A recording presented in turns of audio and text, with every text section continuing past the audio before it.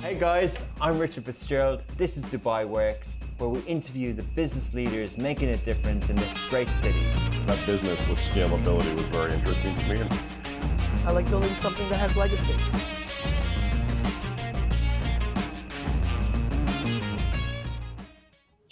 Welcome back to another episode of Dubai Works Business Podcast. Really interesting conversation today. We have Shamim Kassibawi, the founder and CEO of Play Date app. So they are conducted an extensive research and conceptualized the idea to launch an app that would bridge the social gap. The aim of the platform is to aid parents and children connect with others of similar interests and age groups. So we're going to hear all about how Shamim came up with the app, the social impact of the app, but also she's an entrepreneur, she's got other businesses, so we want to talk about women in the tech industry in the region and investments in tech as well in the region.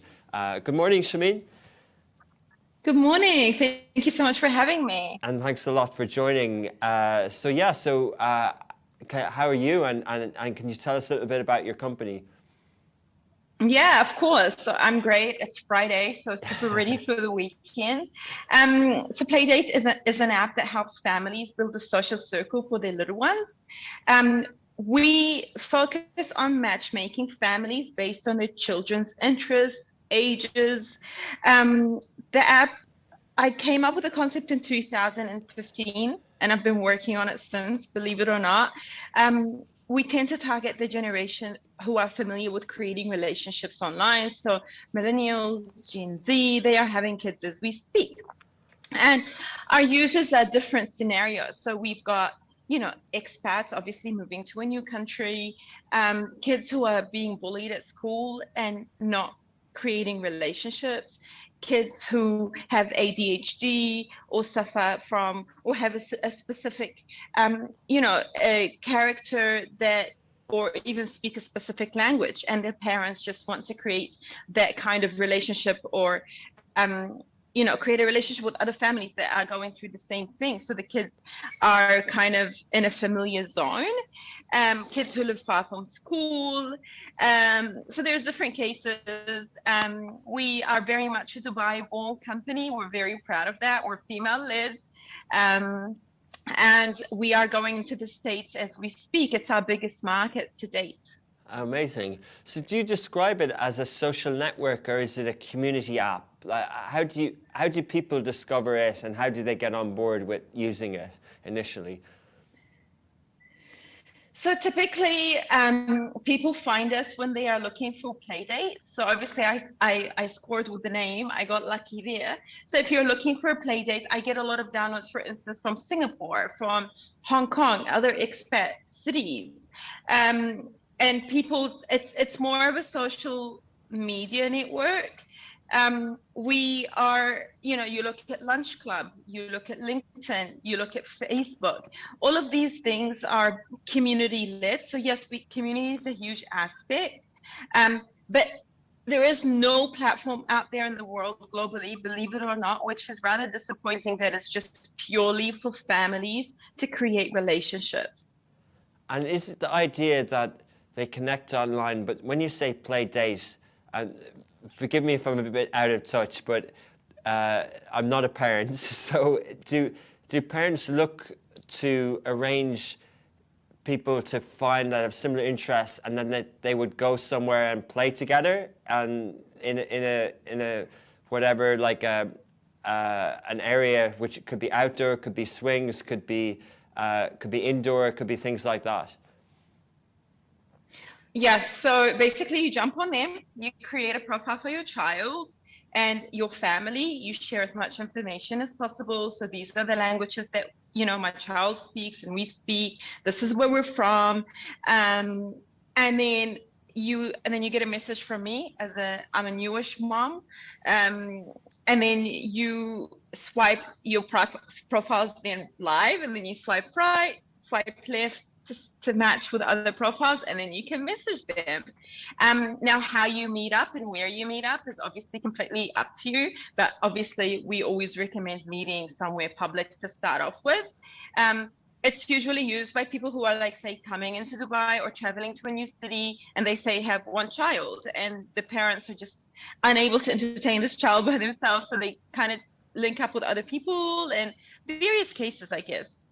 Amazing. So without an app in the real world, some of my siblings have kids, and this happens for them. They connect with parents in school, or they were in sort of parent support groups while they were pregnant, and that just extends, and then they all meet up in a park and all their kids play together. Is that an extension for this, and really catered for this type of city where people are coming here and they don't have their normal friend networks in their countries that they moved from, so they're meeting new people? But do they not get a lot of this sort of stuff through school anyway, or do you think it complements that? That's a really interesting question, because I'm often asked this by investors. We are not trying to take away from the normal way we create friendships through school or the playground, or, I mean, where I grew up in New Zealand, there's like local parks everywhere. So naturally you'd meet other neighbors and people in the community. We're not trying to take away from that, just like Uber is not trying to take away from you stepping outside and hailing a cab. All we're trying to do is make the process a little bit easier, make it easier for parents who are not so out there, make it easier for people who want to meet specific type of people from their backgrounds, make it easier for, like, instance, out of all my friends, I'm the only mom, and I'm very familiar with creating relationships online. I'm a very online person. Obviously, I work a lot, and so it would be much easier for me to swipe through an app and then say, hey, cool, okay, let's meet up, and when it's decent weather in Suffolk Park or in this playground, and then the parents will have a coffee or like go to a pool together, and then from there you are creating a network, and then if you like that family, obviously they become friends with you. If you don't, then you know how it works. The rest is like normal. So you're seeing the parent profile rather than the kids. So it is a bit friendship as parents through the kids. Can you give an example of how it's worked for you? Bless you.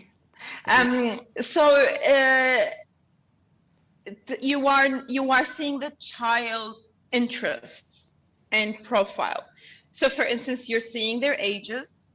You are seeing their favorite superhero, so if it's Spider-Man versus not Spider-Man. For me personally, my baby is almost 2, and I like to meet families who have kids around the same age. I don't particularly care about their backgrounds or where they're from, but obviously I'd love for my daughter, for instance, to learn a new language. So sometimes I like to match with families or kids who have French or Spanish or even Arabic, because yes, we speak Arabic, but my Arabic is not that great, and I'm fully trying to improve it. That's my personal story, because unfortunately, out of all my friends, I'm the only one that has a baby. And so the rest of my friends are still, partying and living. I mean, I try to party, but they're living a completely different lifestyle. So that was my personal challenge. I stepped into this mommy world by myself. I had a COVID baby, which meant that we were locked up for ages, nervous to go out. So the COVID phase, I guess it was good and bad for us. Investors basically started holding on to their money more than ever. So we did get funded, but not as much as we wanted to. But at the same time, the whole, and I'm talking globally, New York City, Paris, wherever it is, there was a generation that have just not managed to create any relationships from the typical things that you mentioned. So like pregnancy classes and whatnot. It basically gave us a whole generation that are interested in using this app.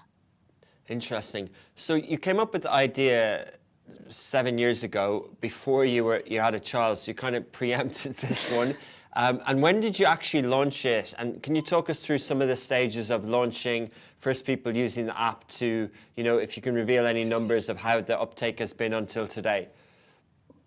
Yeah, of course.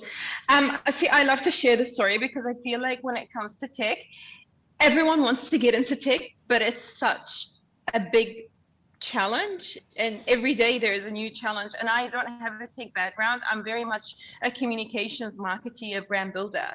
I came up with Playdate in 2015, and it took me a whole year to find somebody or find a way to build a beta version. Obviously, every investor that I was speaking to back then, investors were much older. They're much more traditional at the time. Nobody could see it. None of them have left their countries. I mean, I was born in Sudan. I was raised in Auckland, and now I live in Dubai. I was a refugee as a child. I couldn't speak English. This app would have been perfect for my family to get to know other families who spoke Arabic, or networked with other families. And I managed to make friends at the end, but it would have been nice to get this kind of thing going. And I would imagine that more than ever, this is something that's happening. There's so many more immigrants and expats and refugees around the world. People are traveling a lot more. They're using Airbnb. So it's likely that they would use Playdate. So these are the sort of things that I was trying to tell investors at the time. We've become global citizens.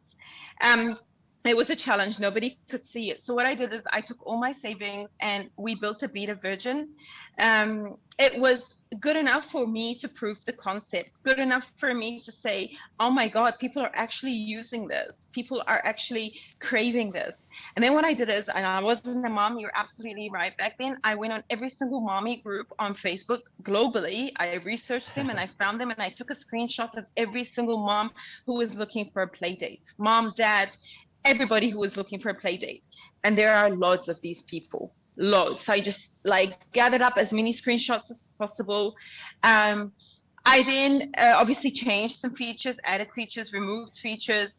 I started off with iOS, and then I saved a little bit of more money and built Android. And that was the journey. And then I basically just used my PR skills to build as much awareness around it as possible. But I like to take a risk every now and then. So what I did is I opened it up to the whole world to see what would happen. And it was crazy to see the international downloads, but most of the downloads were coming in from the States. Now you have to remember, I don't have a tech background, and I had no money to hire a team to monitor these numbers. It was literally me looking at things, trying to make sense out of them. So that was the whole of 2017. And 18. Sorry, we launched Mother's Day. Of course, the PR and me made me launch on Mother's Day in 2017. So that was 21st of March, that UAE Mother's Day.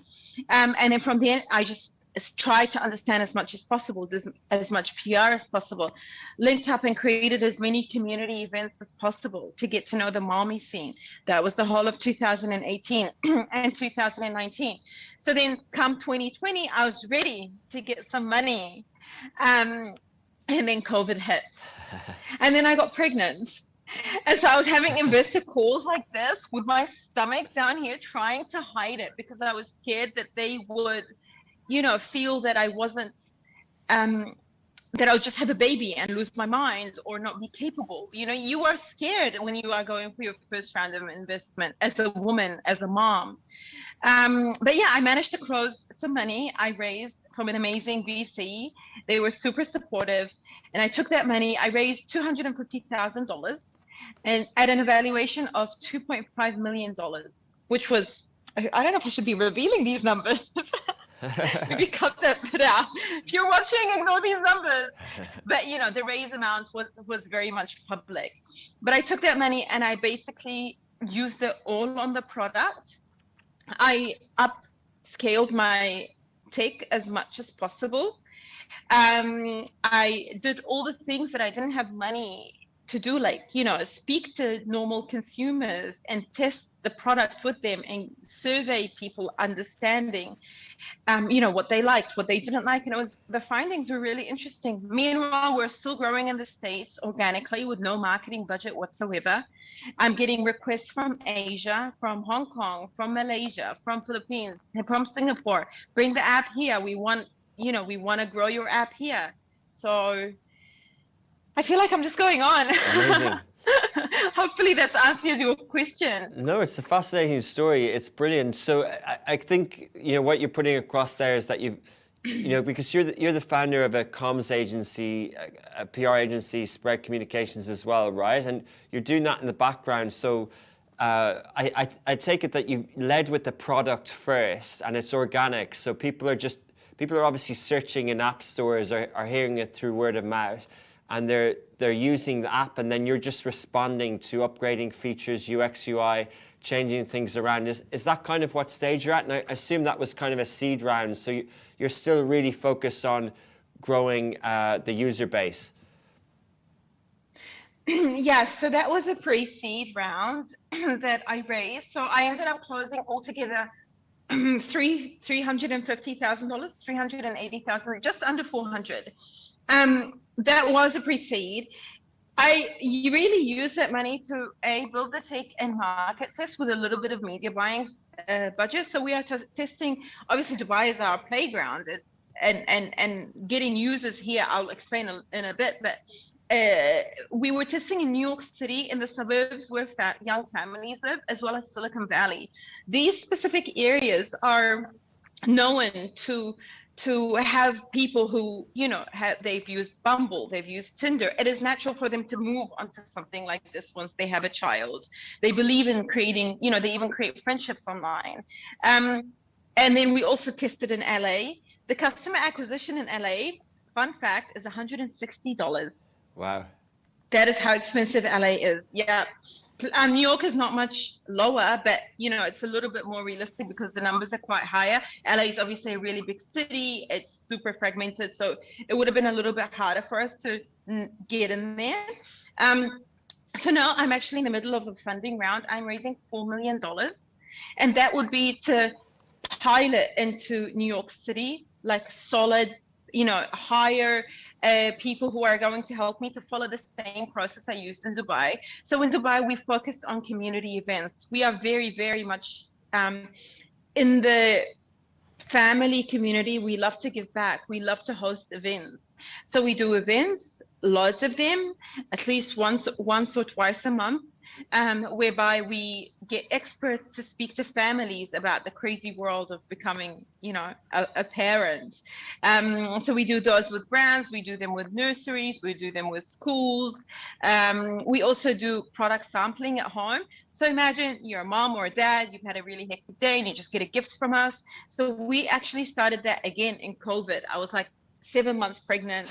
I knew that it was, Mother's Day coming up, International Women's Day, all of these various events, and brands couldn't do anything.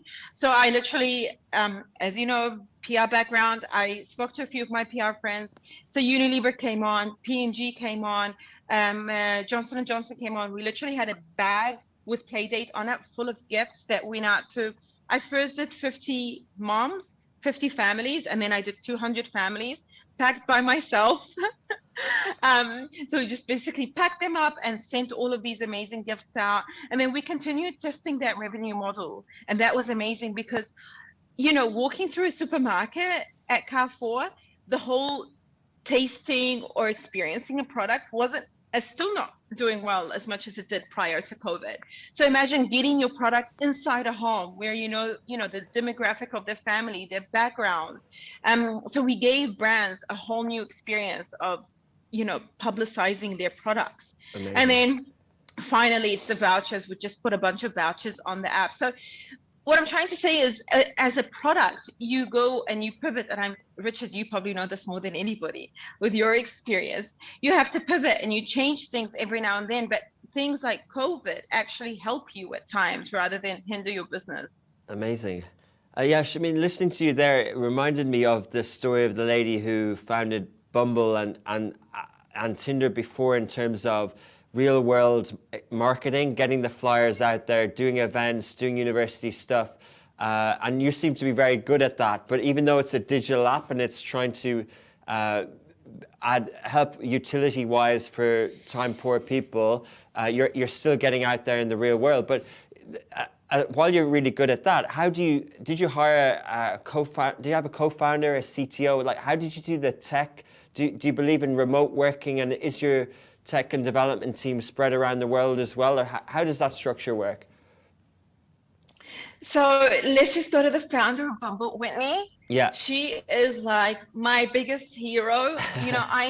I admire women who just like get out there and do things, because they really set an example for all of us. Great. That anything is possible and you can do anything. And she's a mom, she's a new mom as well. And I tell you what, once you become a mom, you're like, whoa, all the working moms are superstars, because this is probably the hardest job I've ever done. And I can work, I hustle. So tech, it's funny that you mentioned this, Richard. Tech is probably one of my biggest pain points. And I think as any founder, it's the first thing you need to know and figure out is, what am I really good at? And what am I really bad at? And you have to be honest with yourself more than anybody. I know I don't have a tech background. I know I'm horrible at tech. I know, like, it's not my strength in any way or form, but I know that I'm an amazing brand builder. I've worked on amazing campaigns. So for me, what I wanted to do is build what I call my cartel. I have a cartel around me. This cartel is whether it's experts, advisors, like investors, people who know things that I don't know. So initially, when I built an app, one of the investors / co-founders is an amazing creative director, and that's why my product looks so great. He made that. He's an amazing product guy. He made that happen. We did test with a tech company agency, which wasn't as, they did an amazing job to get us where we wanted to be. But now I'm thinking to myself, as I raise these funds, am I getting my own tech team? Am I going to hire an agency? And I really do truly believe in global working. We are a global app and we need to adopt that global operations. Yes, I'm based in Dubai, but currently I'm looking at a tech team in Australia, in Cyprus, in Egypt. I'm very open on where it is. However, I do focus on hiring women, mothers. 80% of my employees have to be women. At Spread, it's actually 100% women. Wow. No, it's actually 80%. There's a couple of guys. But it's so important to give that global, and I know it's hard because it's a new era, but having a global team, meaning my new plan, or the people I want to hire, they're based in New York City. My new PR team is based in New York City, and they handle obviously the US. Tech, I'm still trying to make decisions on that. My advisors are based in California, so I do calls at odd hours. My advisors are Bumble, or currently with Match Group, obviously Match Group on Tinder, Happen. So I really believe in a global network more than ever. And I'm hoping, some of the VCs that I'm speaking to, they're like, where are you set up? And I don't know how to answer that question because we're global. We work across the globe. Amazing. I think people are getting used to that a bit more, but to ask you that question again, do you have it, for people listening to this podcast, they always like to learn because they're generally startups in Dubai. Did you pick a free zone, or did you sort of not incorporate it for a while and just get the product out there in the App Store? But at what point did you kind of register the business, and where did you choose to do that? So I was lucky because obviously I do have the marketing arm, the PR arm. So I incubated Playdate under that for as long as I possibly could. From a setup perspective, because we're global, we had to have a global setup. So we have a holding setup in BVI, British Virgin Islands, mainly because most of our investors are global again, and they just want to invest into a holding company.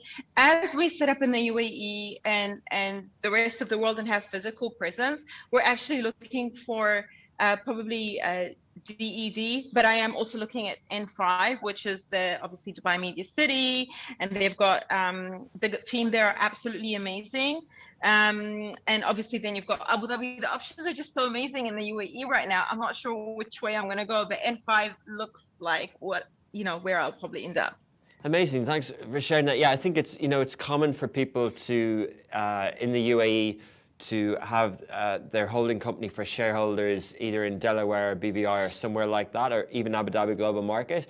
But even though you're looking at expansion in the US and New York, and this is great to hear, that Dubai can still be the place where the app was born. It can still be the sort of, you're not necessarily shifting your HQ or you're staying global, but remote, but it will be known as a Dubai app, and you will have your base here to reach other markets. 100%. We are through and through a Dubai app by an Arab Kiwi, I guess, Arab woman. I'm very big on that. I want the world to see an Arab app, make it to the other side rather than the other way around. Love it. So that's basically our vision. Okay, and you mentioned being inspired by other female founders, but it sounds like, and forgive me for being assumptuous, but you had the odds stacked against you. The chances weren't in your favor, and you've created now like 2 businesses, and you're creating a tech business as well. So I'm sure you're an inspiration to many as well. But what are some of the challenges that you overcame to sort of or what are the lessons you've learned, and how would you attribute this to how you've kind of been successful? Like, see, this question is, I think you're either born an entrepreneur or you're not, because the risk that comes with it makes your stomach turn. You know what I mean? I feel like you either love the excitement or you love to play it safe, which are both great options. Like, I don't see me, don't quote me in case I do end up getting a job someday if everything fails. I don't see me doing like 9 to 6 somewhere and being happy. I need that drive. Like, the more no's I get from investors, the more I get like this weird drive and energy. Some of the challenges as you grow, even when I started Spread, it's like anything. Every growth comes with various challenges and pain points. Like, I remember I used to be so emotional. Like, if a client wasn't happy with something, I'd get really like hurt about it. And I knew this is something that I had to work on. I had to be like, okay, like Spread is one thing and Shamim is one thing. He's not telling me they don't like the dress, the client is not saying they don't like the dress I'm wearing, therefore it's a personal offense. They're not satisfied with the campaign because of challenges we face. I just have to explain to them. So, you learn to be very matter of fact. And I started working for myself when I was 24. Now, that was a stupid mistake because I had bills to pay and I had no trust fund supporting me. But thankfully, I'm still eating, which is great. I'm still surviving. But I definitely think it's taking that risk and taking it when you're younger. Like, I wouldn't do it now. I wouldn't have done what I did at 24. I had a car loan, I had an apartment, and I still just went off on my own. I got a trade license. The regular payments, for instance, from clients, your confidence, people trusting you, rocking up and making sure that, I love PR and brand building. I think I was born to be a publicist and to build brands. I do it with my eyes shut. It's my hobby. People ask me, what are your hobbies? I'm like, I like working. So I think my best advice, challenges are obviously, the list is never ending, but I'd like to focus on more of a positive note. Whatever you love to do, whatever your passion is, that is what I always tell entrepreneurs to do, because you'll be doing it 24/7. Being a woman doesn't help because it comes to responsibilities like being a mom, the mommy guilt. Now that's a whole new ball game that I've just got to learn about 24 months ago, but getting through it. Amazing. It's interesting how you described it as a mistake going early, but people can do that in a later stage in life as well. But it is a huge risk, isn't it, to sort of jump into something? And then how you describe the sort of personal way that feedback might be received, and your sort of self-awareness and emotional intelligence to kind of deal with that and sort of channel that in the right direction. But for the love of comms and brand building, do you prefer that than the tech side and because I guess the question is, there's a lot of, right now in the tech world, there's a lot of question marks over profitability and the venture space, right? And, I like how you incubated the app and that you almost sort of did it organically. Do you feel that you needed to raise money, or could you have continued to run Playdate in the same way that you built your first business? I had this debate. Like, you can tell from your questions, I can tell you're an entrepreneur, Richard. Your questions are just so. These are questions I ask myself every day. And here's the thing: I can go ahead and build Playdate by myself without getting funding, without getting a team of tech, but it's going to take me 20 years to get to where I am, to where I want to be. It will be a much slower process, and it opens the door for competition. Remember, there's a Whopper and there's a Big Mac. Anybody can make a burger, right? And that's the thing, that's the risk you take on if you want to go ahead and build your own business without a VC. For me, I wanted to speed that up, but there's two things. When you get investors, you get second brains who are just as invested into you, to bounce ideas from, to guide you, because I'm sure you would agree, entrepreneurs don't know everything, and we need guidance. We need a second, somebody from the outside to give us feedback. Brand building and PR are amazing. It's been an amazing career. I'm still in it. I still oversee spread very much. I love what I do, but social impact is everything. So my vision is for every family to feel like they belong, every family to connect and be part of a community, every child to have a friend. As you get older, I feel like social impact becomes a lot more important to any business. I want more women to get into tech. I want more Arab women to get into tech and have the confidence to say, step up. And obviously I have a Black background, so I want more Black and minority, more diversity globally. So, when I look at myself, I feel like I represent so many segments. So a woman, a mom, I'm Muslim, I'm Arab, I'm Black.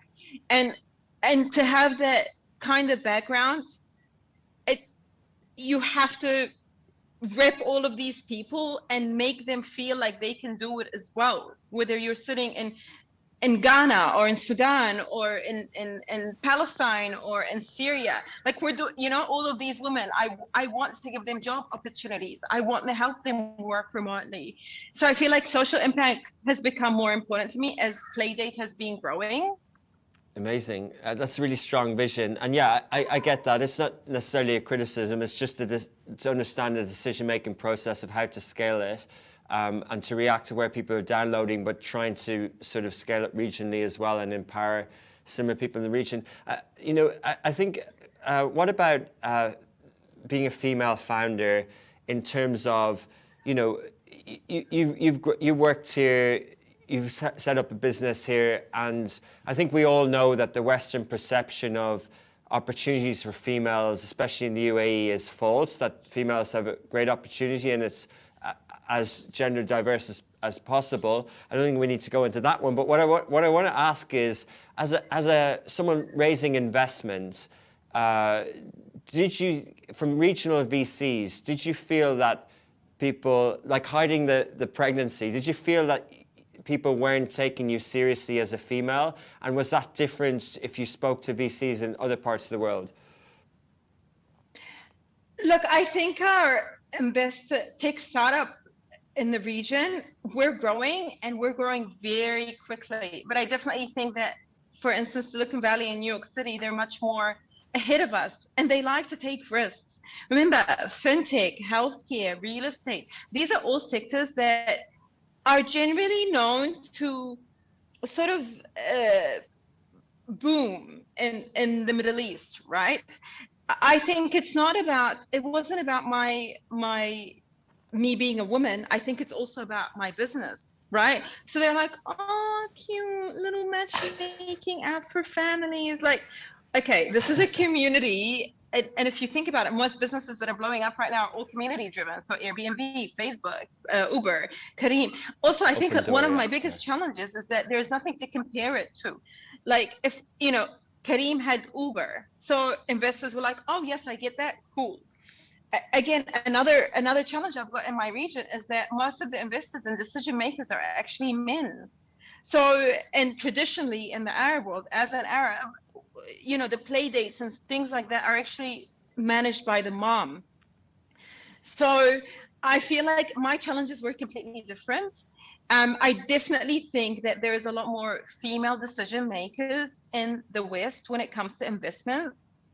And I definitely think that Playdate we've been seeing a lot of more downloads in the US because also the users, no matter what age they are, they're just a lot more open to creating relationships online.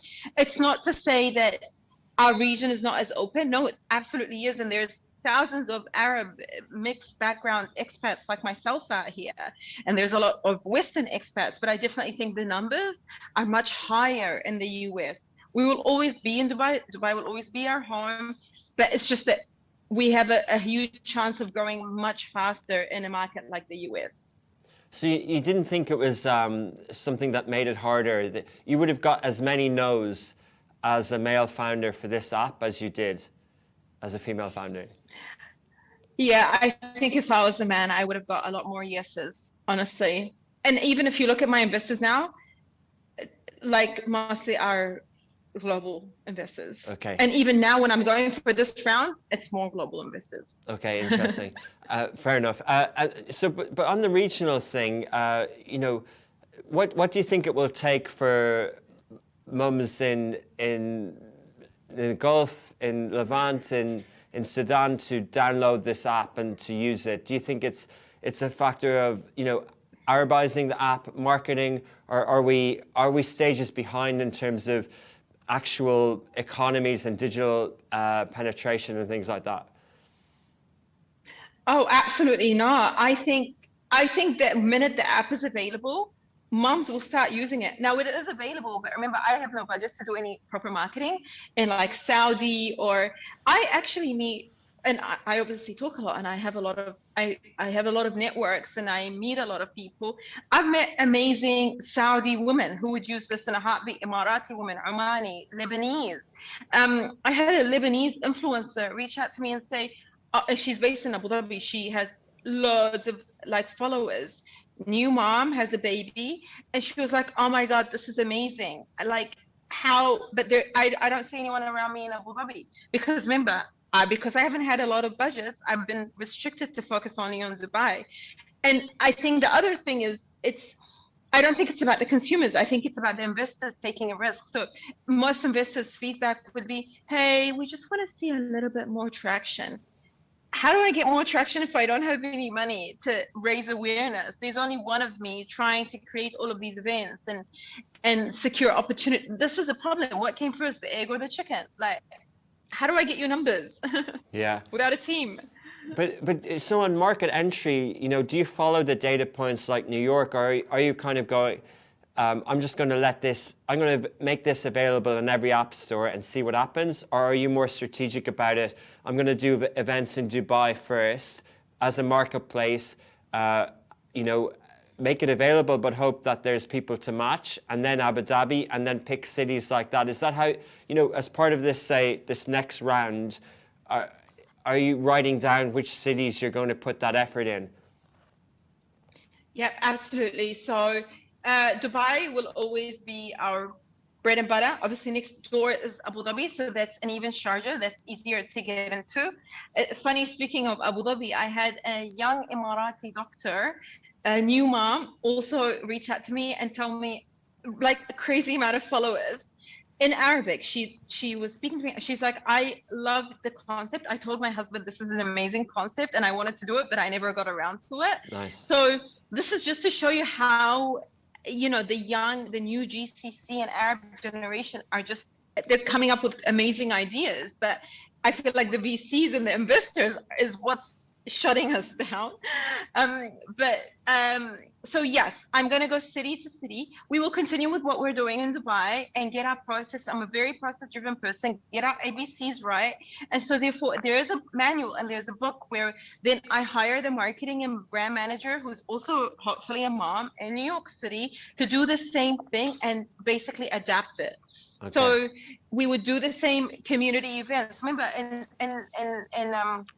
in New York City would be looking at like the local community parks, because obviously you've got access to them most of the year.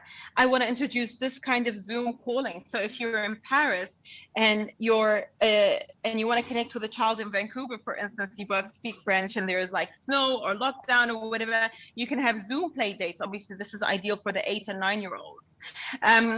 But yes, definitely city to city, keep it very tight, keep it very targeted, and then that's how we plan to grow.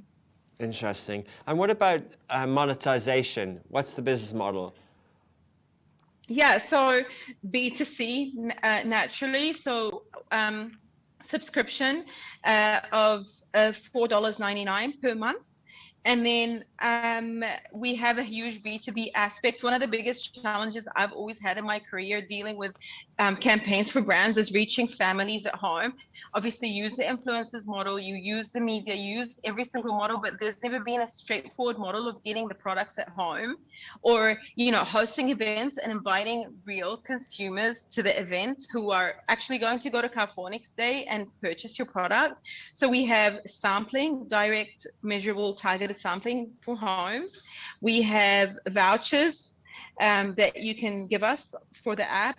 And then we have events. So like say Pampers want to host 500 moms who are in Saudi, in Jeddah, who have kids between this age and this age, for like, you know, a play date. And then it would be like a Pampers sponsored event or a brand campaign event. So these are just some of the things that we have. Obviously, we'll come up with more, but for now, these are the models that I'm testing and tested. Oh, wow. Interesting. So I like the structure. So you'll do that. You'll base it in Dubai. A lot of females involved in terms of the team. You'll have the kind of remote tech team, but each market you enter, a bit like Uber, the first hire you make is a kind of a brand manager in the market, and you don't have huge office costs or huge team costs. You just kind of have one person who can who can feed back to the product team, but also organize these events locally. So that's the kind of main structure of how you expand, yeah? 100%. One of also like really tapping into the community. So just like you said, Whitney used to throw university parties. We want to go to moms in the Springs, for instance, and say, hey, here's a voucher to Mall of Emirates, right, for 500. Can you please, host the play date for us? Host, invite 3 or 5 of your friends, maybe at the park in the Springs. And therefore, our marketing budget is also going towards the community. It's sort of like, giving back in every possible way we can. By the way, it doesn't have to be a mom. It can be like 2 parents or dad or whatever it is. But it's kind of like, obviously we can do this in cities like Dubai because it's a lot safer. But in the US, we'll have to figure out how we would do it. We'd have to get advice from the local market. One of the kind of bigger industry topics, more theoretical thing around social networks is this perception around growth at all costs versus what you're focusing on is social impact. But how do you marry the two? How do you get the growth without having some negative impacts? Like, to grow communities, sometimes it's perceived as a negative term, but there needs to be some growth hacking. The app needs to be sticky. There needs to be notifications. There needs to be some stickiness to the app. How do you make those product feature decisions without sort of, and data and privacy by continuing to put the user first and the social impact, and grow enough to kind of keep the investors happy as well? So lucky for my investors, I did all of this testing on my own money and my own time. I saw a drop because, for instance, I would jump on there, make some friends, and then why would I get back on it? It's not like, it's not going to work out. Like other apps, it's not a volume game. It's about relationship building. So once you've got your little crew, why would you go back on? And I've seen this happen. And so now I have new features that I will use some of the money from this round to build. So features that will make the app more of a community. So for instance, the younger generation are no longer interested in Facebook, they're interested in TikTok, right? So what we want to give them is a platform where they can chat to other families So my baby wakes up in the middle of the night and I jump on there saying, ladies, or guys or families, we have to take into account that families have a different makeup around the world. It doesn't, it's not mommy to mommy perhaps. And so you'd go on there and you say, hey, my child is not sleeping, can anyone help? So mom in New York, who's obviously up, she would comment and give me some tips. So you're creating that forum community effect. And that is what's going to make it sticky. We have other features that are coming up that will help continue to keep my users on. But I've definitely seen these challenges. And that's the thing, like I tell investors, I have done this. I've done all the mistakes on my own time and money. So I know exactly what I'm doing now. It's just a matter of getting the right support. So you're definitely on this sort of tech as a net positive mindset. Like you agree with that, and you think that there is opportunities for more social networks, a bit like Match Group and what they're doing. Like you think that social networks, community apps can have a positive social impact, and you think we're going to have a lot more of them, and we're not going to have all this negative publicity that Meta have had, and this sort of last 10 years of like all the things that social media has done wrong. You think we can improve on that? I think belonging to a community is very important. So yes, of course, I think investors love money, but I think for me, because social impact is so important, I think there's a way to make things meet. And I think, just to answer that last question of yours, I think consumers have become very smart. They know when companies are, taking them for a ride, using their data, etc., like other social media apps have done in the past. But they also care about a story. They care about sustainability. They care about what is this person doing? What is their story? And I think more than ever, whether you're a tech brand or a startup or any brand, I think keeping that in the mind of in the back of your mind is super important. So what social impact, like if you look at the UN have a list of, I think, objectives or goals. So go on there and see what your company can do. For me, I've chosen gender equality. I think it's so important for founders to take that into account, because it gives their investors may not like it, but your customers are smart. They're smart and they know what to do now to just look things up really quickly. Amazing. It's a really interesting story. Thank you for sharing it. I assume that it is open to dads as well. Like fathers can use the app. It's just run by mums. No, I have a lot of single dads on there. So yeah. I've learned so much from my various accounts that I see. A lot of couples, when they split up, the friends go with one, and typically it's the mom, right? Because all the wives are controlling things. So dads are when they have the kids, they have to set up play dates. So yeah, dads are on there. Amazing. Shamim, thank you so much for sharing the story. It's really interesting. I can identify with a lot of what you're talking about, and it's great to see a success story out of Dubai. Wishing you all the best in the future, and we'll definitely download and follow Playdate. Thank you so much. Thanks for having me, Richard. Take care. Bye. Hey guys, I'm Richard Fitzgerald. This is Dubai Works, where we interview the business leaders making a difference in this great city. That business with scalability was very interesting to me. I like building something that has legacy.